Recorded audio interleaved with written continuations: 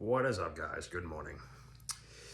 So, if you all remember my little review on the Xbox Series S, if you guys hear like motors going and stuff, I got a couple of neighbors doing the grass, so I apologize for the noise. So, I'm just gonna try to be brief on this video, and hopefully, you guys can understand what I'm going through right now. So, it has nothing to do with me. I'm perfectly fine. So, if you guys all remember me doing the Xbox Series S review, so after having the system for a while, I'm going to be completely upfront and honest with you guys. Yes, it's an affordable console at $299.99 after tax. It's $300 all in total. So after having the system for some time now, I'm going to be completely honest with you guys, and this is coming straight from me. This system is really not worth it. So, I mean, yeah, for a friendly budget, if you're on a budget and stuff, yeah, it's worth it. But I'm going to be completely honest with you guys. Like, I've had, like, the past, like, week, like, I've had nothing but, I don't want to say problems or issues, but it's more like, I noticed that on the Game Pass, like, some of the games that I've tried playing on the Game Pass, because I have Game Pass Ultimate, which I will no longer be having that. I've noticed that it takes a while for the game cloud to perform. So, and there are times that I noticed that the games that I would play on the system itself like lags a lot. And that's not something that should be, happening. So, with that being said, it's like it makes the um like the person that's playing it like unhappy with the system and stuff, and I actually found out not that long ago that the idea of the Series S, it might be scrapped. So that's going to be bad news for people that own a Series S. So what I mean by that is, and this what got me like really like interested was, if anybody has an Xbox Series X, okay, you probably know what I'm talking about. Now, the games that you get for the Series X, okay, there are some games that are not optimized to play on the Series S, in which that's a big no-no. Because if you have two consoles, okay, under the one name, it should be that it is optimized for both the Series X and the S. And I noticed that there are some games that people play on the Series X can't play it on the Series S. And that's a big no-no. So that right there is where like literally put me to the position where I don't even want the Series S anymore. And a lot of you are probably like, well, it is a great system and everything. Don't get me wrong, it is.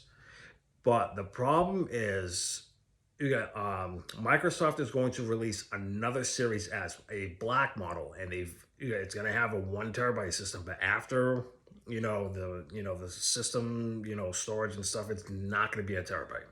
We all know that. So it's like, well, you should have corrected that to begin with. So that is why, I've gone back between like PlayStation, Xbox, and the Switch.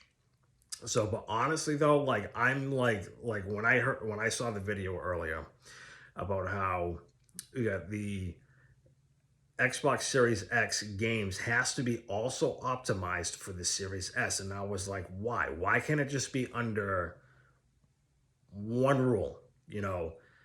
If people can play it on one system, they can sure as hell play it. But it's like, oh, people that can play, let's say, Hogwarts on the Series X, and it's not optimized for the Series S. Like, I'm just giving it like an example. I know you can play both. You can play the game on both consoles. But like hypothetically though, if you can play the game on one system but you can't play it on the other one, it's like, why? That's stupid. And that's why like a lot of people like call the Series S a burden, because there's a lot of games and a lot of developers too are complaining about this too. So it's kind of like, why can't Microsoft do what Sony's doing? You know, whereas Sony, it's like regardless what system you have, it's like regardless if it's a PlayStation 5, you go with a disk drive or without the disk drive, why can't you just have it not optimized, but like have it play on both systems, not even bringing up the optimize, crap. So it's kind of like, why is Microsoft doing that? And it's like, I've even noticed that like Microsoft's like the Series X and the S, it's like it's no better than the Xbox One, to be quite honest with you, you know. So yeah, that's why like, I mean, to be honest with you guys, like I didn't want to do this video, but it's like, but I had to bring it up because I know I brought up the fact that, yeah, I enjoy the Series S, but in all realization though, like the only two reasons I can give you to get a Series S is if you just want to stream games and play games without having a physical disc and stuff, that's fine.